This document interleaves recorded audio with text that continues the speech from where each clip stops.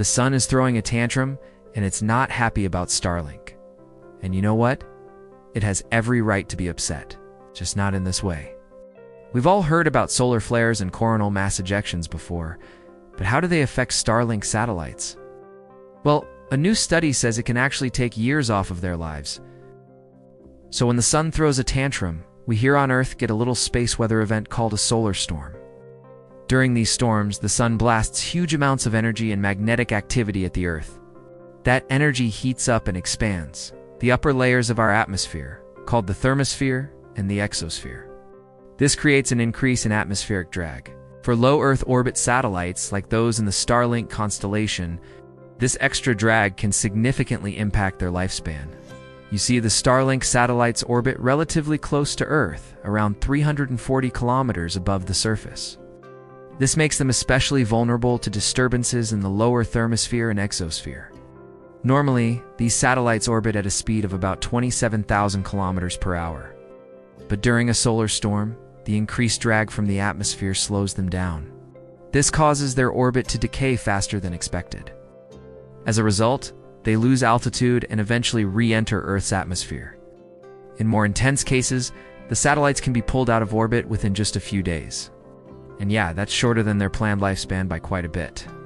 What's really happening here is that the increased drag from the atmosphere causes the satellites to lose energy. Normally, the primary source of drag for these satellites is atmospheric density. But during a solar storm, the density of the upper atmosphere increases, leading to more drag. This additional drag force acts opposite to the satellite's motion, causing it to slow down. As the satellite slows down, its orbit decays and it loses altitude. When the satellite reaches an altitude of around 200 kilometers, it starts to experience significant atmospheric drag.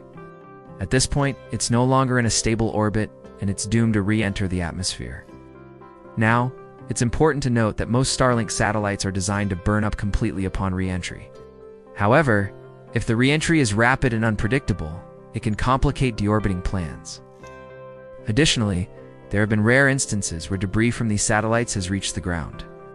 Now, while the risk is small, it does raise concerns about the potential for collision in such a crowded orbit.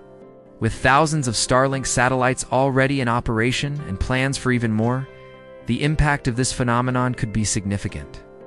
Researchers are actively studying these re-entries to better understand and predict the effects of space weather on large satellite constellations. This will help ensure that future missions are more resilient to the unpredictable nature of our sun. So yeah, the sun may not be happy about Starlink, but it's not just throwing a tantrum. It's trying to tell us something.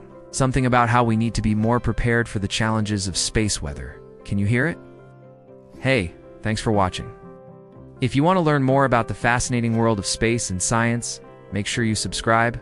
And hey, don't forget to like this video too. It really helps us grow. Thanks again, and we'll see you next time.